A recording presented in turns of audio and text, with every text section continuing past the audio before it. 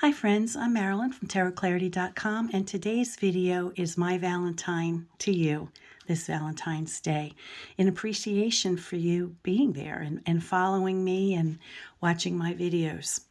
I've pulled the Lover's card from about 4 dozen different tarot decks, some from historic decks and some not from historic decks, and I thought it might be a fun way to celebrate today. The first card that appeared after handling, mixing the cards, was the Fleur Noir Lover card from probably around 1650. Although it's not a facsimile deck, the Fleur Noir is a scholarly approach to, recreating the deck. So I chose this one. You see the blindfolded Cupid, and we see a gentleman between what appears to be 2 women. And he's identified as the lover, so it's not the lovers. And as always, as I do images, I'll make commentary. Here are the backs of the Noble. This card is from a modern 1970-ish deck called Angel Tarot, and Angel being the name of the manufacturing company in Japan.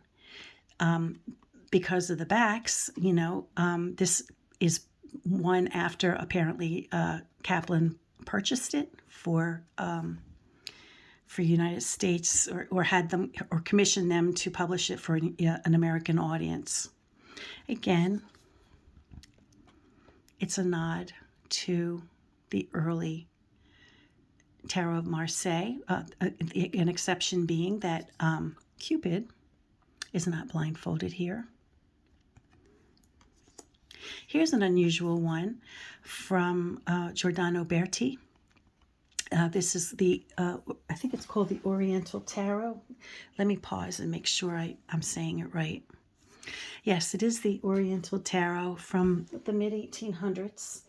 And this was created in a period of time when things coming out of Asia was very attractive and in vogue. People were,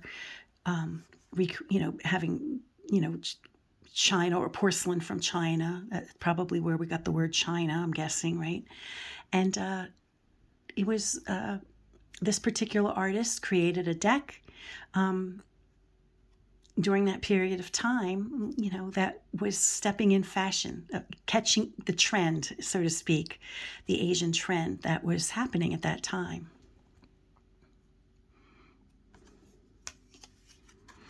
I believe this is the Chrysalis tarot deck. It was given to me by my daughter-in-law, and it's a pretty representation. Now, obviously, a lot of nature, a lot of reference to nature. Here's the backs.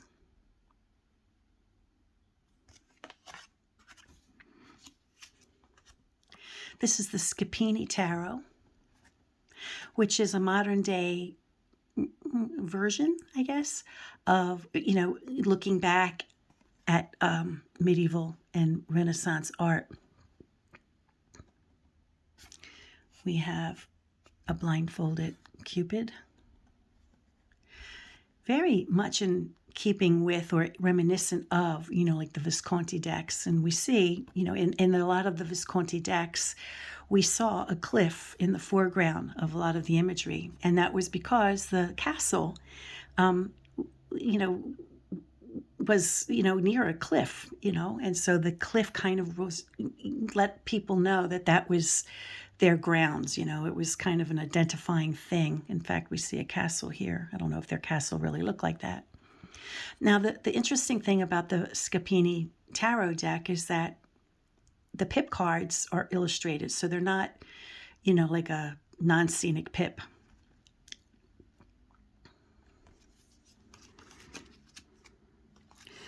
This, I believe, and here's the backs. I want to show the backs of the cards, too. This, I believe, is what is this? I think this is the Golden Tarot by Cat Black. And the artwork is, taken from a variety of art from the Middle Ages and the Renaissance. So it's kind of like a collage.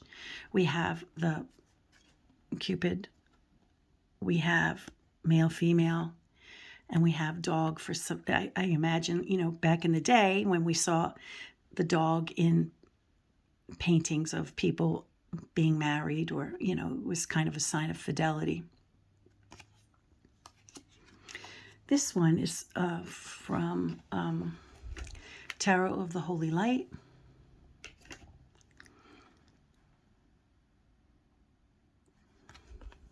Here are the backs. This lover card is plural, the lovers, and it's from the Hermetic Tarot deck. A black and white deck. We have a male warrior, we have a female figure, and we have the dragon. So it's a nod to chivalry, right? Perhaps the knight is killing the dragon to protect the maiden. Here we have the Thoth Lover's card. So we have children before a couple.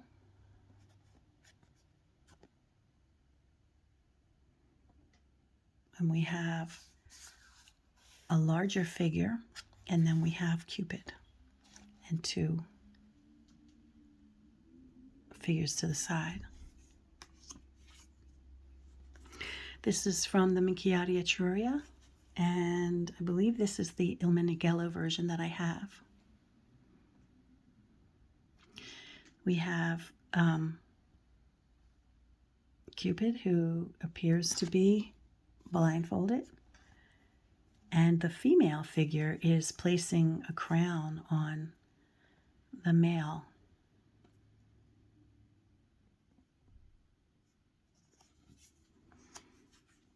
This one is the Budapest, probably one of the very earliest mass-produced decks to exist, maybe around 1500, late 1400s, very early 1500. I think certainly by 1501 this deck was out.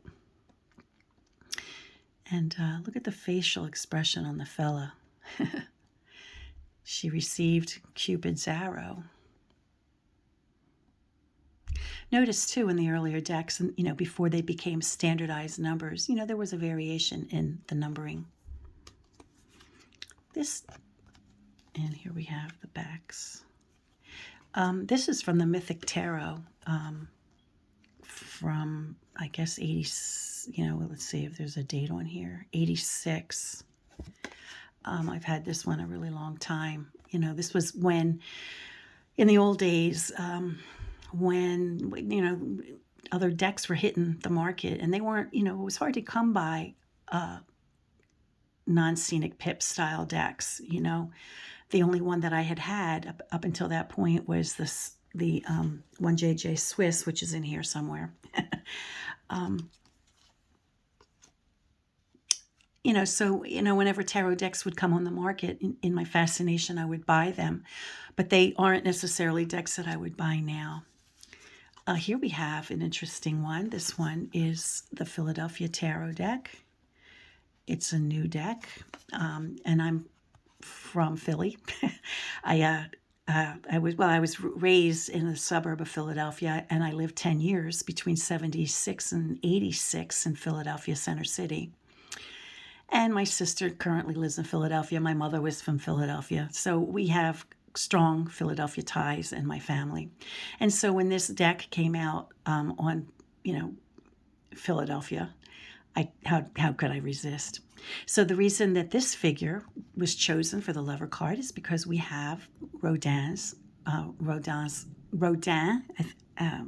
My French is horrendous, but we have the Rodin Museum in Philadelphia and the original Rodin sculpture of the lover. This pair of lovers. I was kind of surprised. I was thinking that the Philadelphia Tarot deck might have chosen the love statue, which we have the original Robert and Deanna sculpture of the love, the 4 LOVE. in Philadelphia. And all the other cities that have a version have a copy. They don't have the original, but we have the original Robert Indiana sculpture. So if you really, really want to get in on the, photograph with that sculpture, you got to come to Philadelphia. This one is the 007 tarot deck that was created exclusively for the intent purpose of Live and Let Die, which came out in 1973 by Fergus Hall.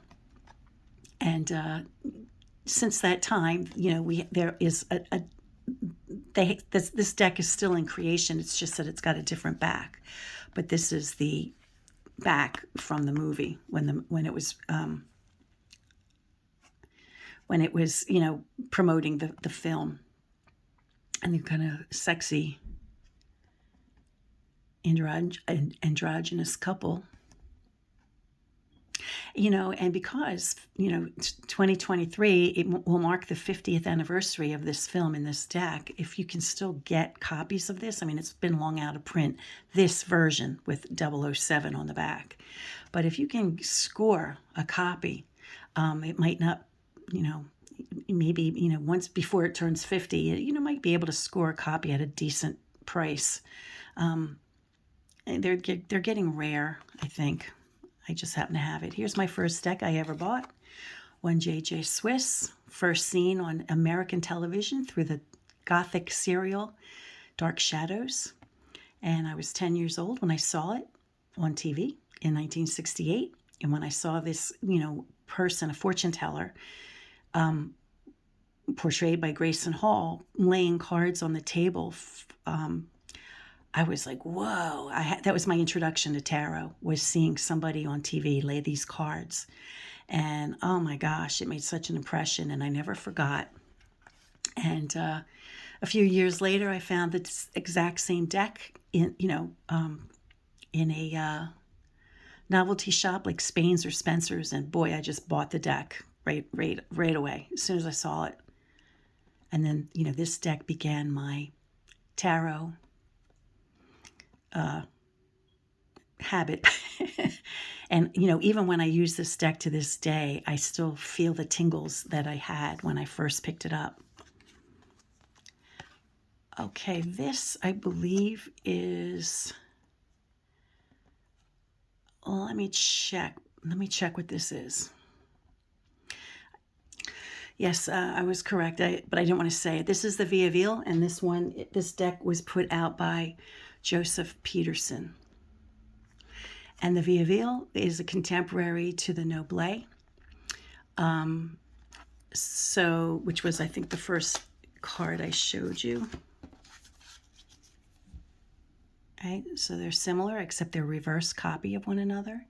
And the Via Veal, if you'll notice, does not have the blindfold as the Noble does, even though they're roughly from the same period of time.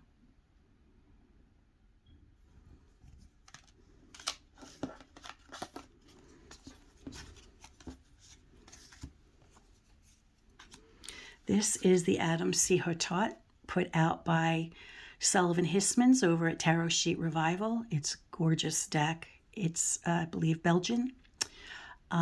It's got the Spanish captain and Bacchus in place of the female pope and the pope. It's beautiful. Really love the color.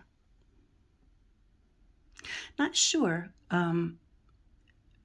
This apparently is the male, but not sure, if this is another male and then a woman. It's really some of the early decks, especially with the wood carvings, it's kind of hard to make out what gender people might be. The clothing is sometimes a tip, and this kind of looks like a guy, but with the garb. Not a particularly pretty woman, but neither is she.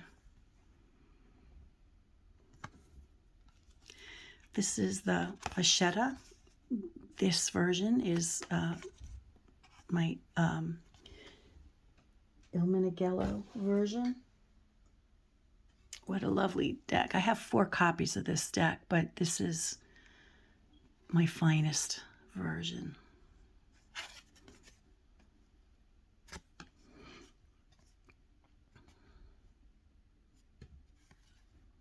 And this one, being of Italian origin, we just have Cupid. We don't have a couple, right? We have a couple of birds. Maybe they're lovebirds.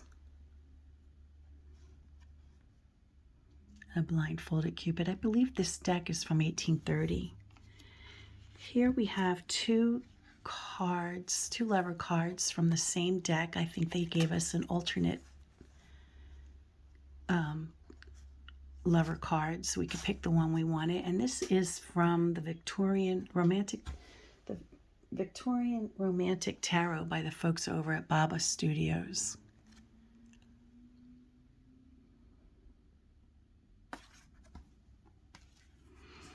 Here we have a lover card from Pagan Tarot, Perrin, also Italian. The lover. I'm not sure if that means the lover or the lovers. In the French decks, it was the lover. Let me check. Let me pause. No, I can't. I can't check because if I do, I'll end up screwing up this video because you know I never get it right. So I'm not sure if it's the. I think it's. I'm not sure. I don't know. I'm not sure if this is. I think this might be plural, but I don't know. The lovers. So we do have a woman and a man, and then a third party, who maybe is a celebrant. Some official, perhaps, you know, giving their blessing or whatever. And then we have a blindfolded Cupid. Notice also that this one does not have the Roman numerals, but the Arabic numbers. This is the Pagan Otherworlds deck. Oh, here's the back of the Pagan.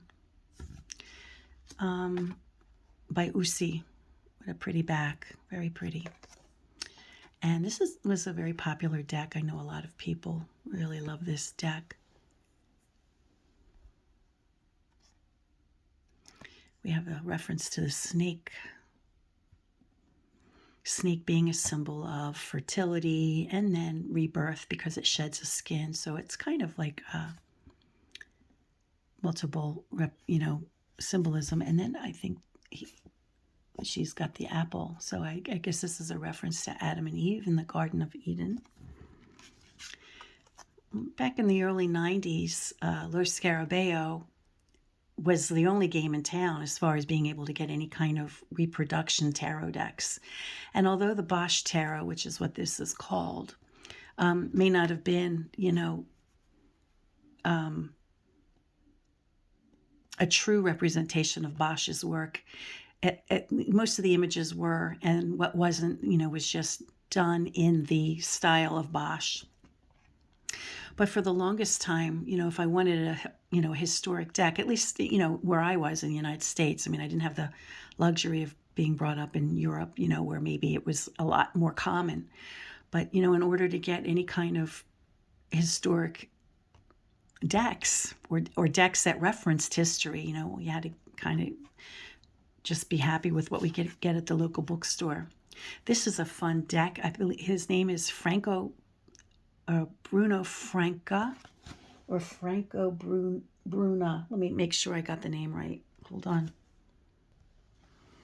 Okay, it's the Czar Tarot by Franco Bruna, who has since, passed away. But he was a illustrator, an Italian illustrator who, did funny caricatures of political figures, Hollywood types, jet set kind of people. If I were more proficient in Italian, personalities, I'd be able to identify who these people were, but I don't know who they are. But we do see Cupid and whoever these two are. Okay, so here, the lovers. So gli amanti, which was on the other card I wasn't sure of, means the lovers. So this is a plural thing. Number 6 in the Arabic style. Here is the back. This deck is the Anonymous Tarot of Paris. So this particular version that I have was put out by the International Museum of Italy. Now, I hate the backs, but I like the fronts. I like the deck a lot. You know, that represent, because it's easier to see what's going on than the smaller, I think the Civilixy version that I have. And once I got this particular version of that deck, I really, you know, it became instantly one of my favorite decks, right up there with the Metelli. That probably my favorite French deck. And this is an interesting thing, this imagery. Here we have Cupid, and we have his parents. I think, if I understand the mythology correctly, at the time of Aphrodite's birth, the story goes, there was a symposium celebrating that. And these two got together, who were the parents of Eros, who I believe is Cupid. And, you know, Eros is the Greek name for Cupid, right? And so these two got together at the symposium, and the woman, I forget her name, seduced the man, and she is actively engaged in, I guess, groping him. And then Cupid was born, or Eros was born. So it's kind of a cool story represented here on the Lover card from the Anonymous Tarot of Paris. And if you aren't familiar with the Anonymous Tarot of Paris, I do have, I think I have videos of all these decks in my playlist. So please, by all means, you know, look for them. This is the only Waite Coleman Smith version of the Lover card that I have, or the Lover's card that I have. And this particular one is from the Franco Albano publication from the late, I think it was from the late 80s. Slightly different colors. This one is from the Vernano. The Lovers. Now we know that means the Lovers. So again, in the Italian decks, it seems like we have a man and a woman, and we have, you know, someone who's either blessing it or officiating the services. We have Cupid.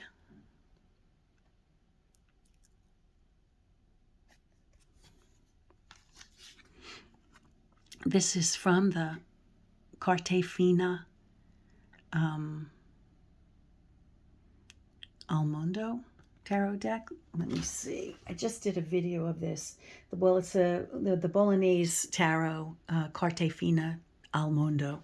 I just did a video of this a day or two ago, and it's extremely similar to the Tarot Fina della Torre.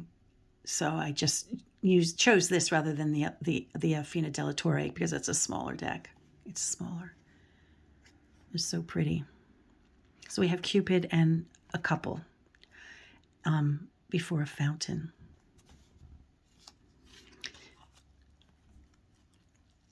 Here we have the Lover card from the Dodal, excuse me, and here is the back of that deck. And here's the back of the Vernano.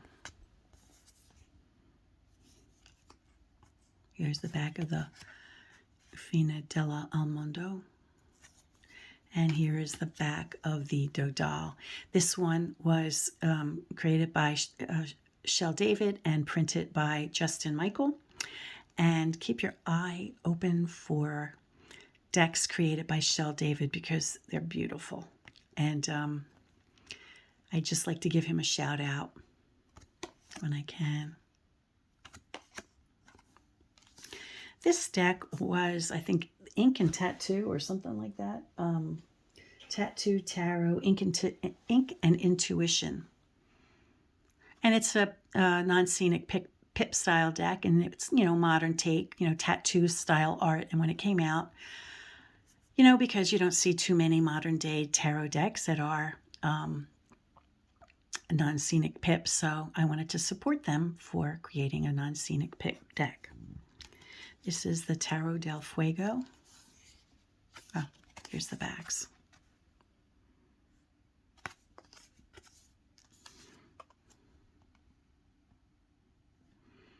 All those eyes.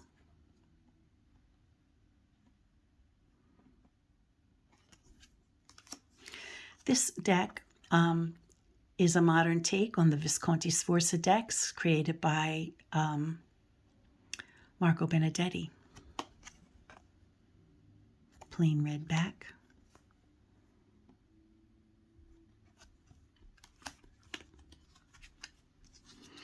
This is my beloved Metelli. I believe this is like my favorite tarot deck. And I have it on good authority that Shel David is recreating that deck and creating the missing cards, because this is a Terracino, meaning it's an abbreviated deck of 62 cards. And so the missing cards he's providing. So that's awesome. And noticing, you know, as an Italian deck, it's just got the Cupid, you know, no individuals present, blindfolded. This deck from 1660. This is the Delphi Oracle Tarot deck, which again, similar to like the Golden Tarot, you know, a collection of, well, this one is Victorian Edwardian, I think, artwork, whereas the other one was more medieval and Renaissance.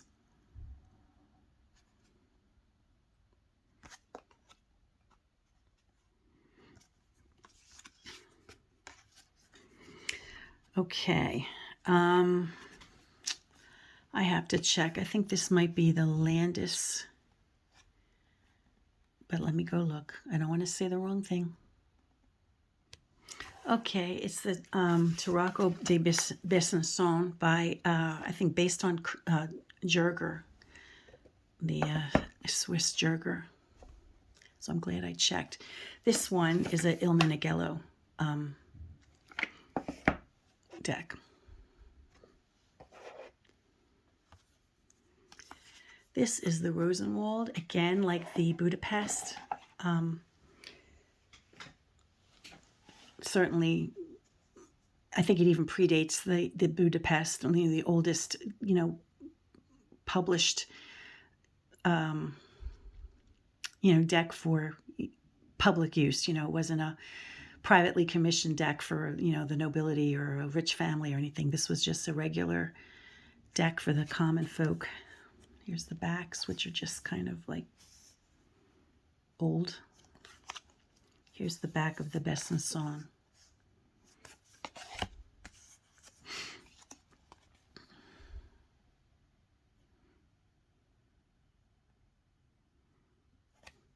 So we have, you know, consistent with the Italian decks, a lot of, you know, seeming to be like betrothals, right? We, you know, just a male and a woman. And if there is a third party, it's kind of like a, you know, either a celebrant or somebody, you know, or, you know, blessing the union. And then, of course, we typically have Cupid. Here is a Neoclassico. This one's also by Il Meneghello.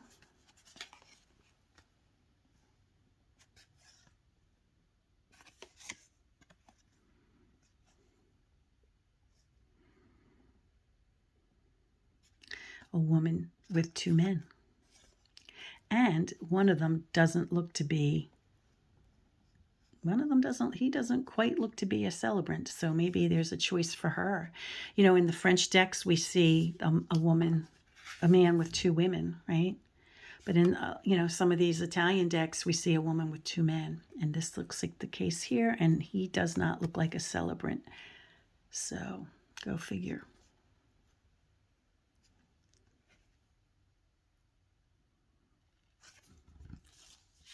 This one is the Lando by Giordano Berti.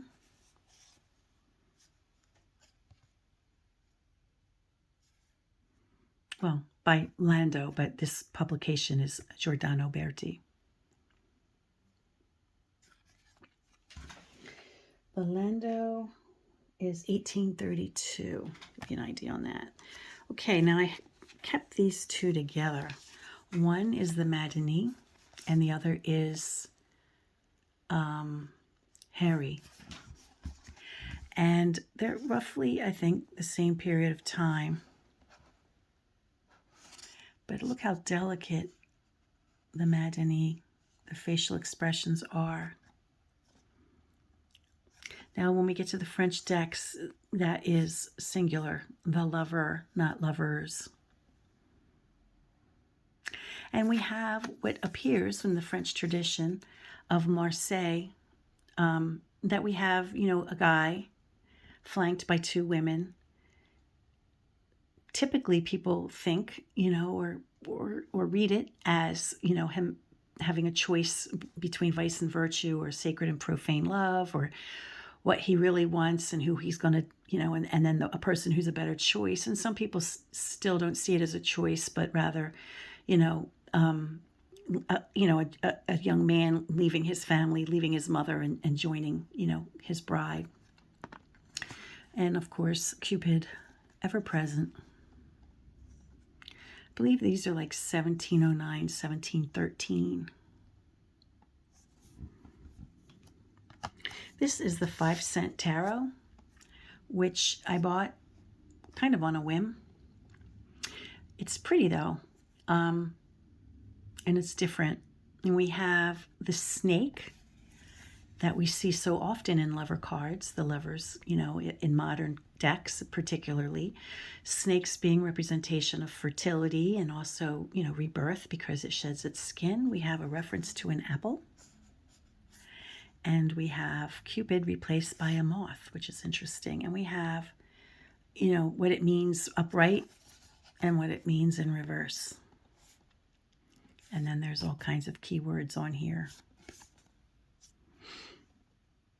I just bought it because I thought it was pretty. But I don't use it that much. And I bought it with a green edge. Here are the backs of the Matinee. This is the Matinee. And this is the Harry by Yves Renaud. These are both done by Yves Renaud. Okay, this is my Visconti Sforza by Il Meneghello. Blindfolded Cupid with the marrying couple in front of a fountain. Could be Bianca. And he looks like a child, doesn't he? And the Sforza partner. And, we're getting back to the first family of tarot, the Visconti Sforza family, where, between the Visconti Sforza clan, they had 15 decks that exist, none of them being a complete set. And so it's my understanding that from those 15 sets of tarot decks, there have been efforts made to recreate a kind of Visconti Sforza deck, which I believe this is what this is. This is the Madrone, also from the Visconti clan.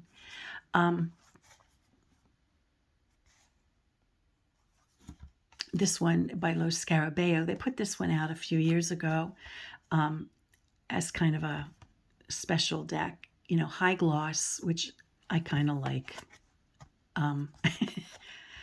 I kind of was wowed by this deck. It's beautiful.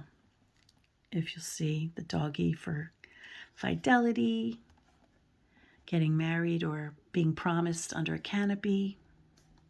Cupid's there. The either Visconti or Sforza symbols that relate to the family. Beautiful, beautiful deck. And they both have the plain red, as would be the original. And this is in keeping with the condition, I imagine, of the original deck that they used. Again, with the beautiful gold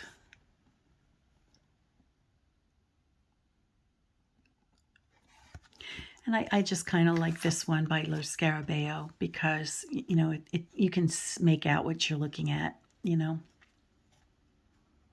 So I hope you enjoyed this parade of lovers cards on this Valentine's Day 2022. Until next time, friends, peace and stay well. And if you enjoy my videos, please don't forget to give me a thumbs up, share me with your friends, etc. Bye.